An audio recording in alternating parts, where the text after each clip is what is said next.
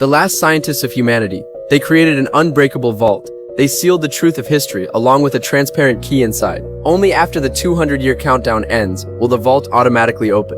50 years ago, humanity faced the apocalypse and had to move entirely into an underground city. According to scientists' calculations, the Earth would need only 200 years to heal itself and become habitable again. By that time, what's inside the vault will guide humanity back to the surface and become the key to continuing civilization. From then on, the vault became a symbol passed down through every mayor, but no matter how careful they were, one day, 153 years later, the mayor suddenly died, and the vault vanished without a trace. As the countdown reached 0, the vault opened automatically, but by then no one remembered humanity's former glory. After 200 years of decay, the underground city was on the verge of collapse. Blackouts became more frequent and lasted longer each time. Jack was born in the underground city. His greatest wish was to become an electrician, to fix the generator, and save the entire city. But jobs in the city were assigned entirely by lottery. The electrician's assistant job Jack longed for was taken by someone else immediately. In the end, he drew the job he hated most, messenger. Fortunately, his childhood friend Sarah got assigned as a pipe worker who could access the generator, and what Sarah liked most was exactly the messenger job.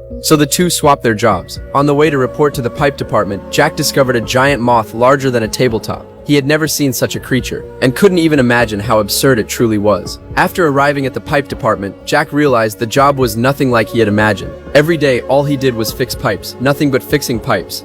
He sad couldn't get near the power station at all. One day, while his supervisor was asleep, Jack stole a map of the underground city from his pocket. Following the map, he moved back and forth through tunnels, trying to find the generator powering the entire city. During the search, he discovered a section of tunnel that had been deliberately erased. At the end, he reached a room labeled 351, and the door was locked from the inside. On his way back, Jack saw a rope hanging down from the top of the tunnel. Out of curiosity, he climbed up along the rope. It turned out to be the city's food storage. But strangely, all the shelves were completely empty without a single trace of food. Just as he was confused, the warehouse keeper rushed over, ignored all his explanations, and drove him out immediately. At that moment, all the lights in the city went out. A full 7 minutes later, the power was finally restored. This was the worst blackout in 200 years. Immediately after, an emergency broadcast sounded throughout the city. The mayor ordered all electricians and pipe workers to rush to repairs immediately. Jack finally had the chance to reach the core generator. It was a nuclear fusion generator that had been running for 200 years. Due to severe aging, the equipment leaked electricity everywhere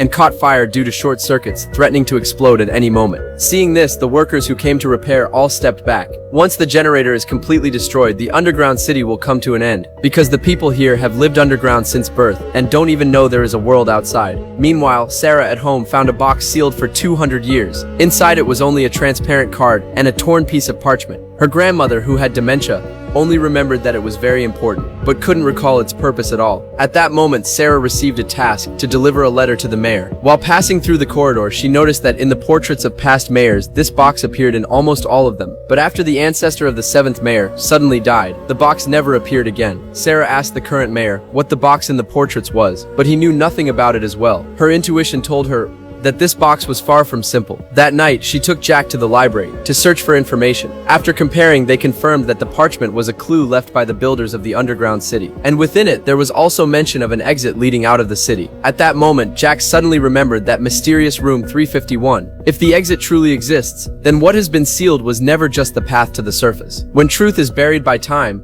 the most dangerous thing for humanity is not darkness, but becoming used to it. And the moment they step out of the underground city, what they may face is not a new world, but humanity itself, long forgotten.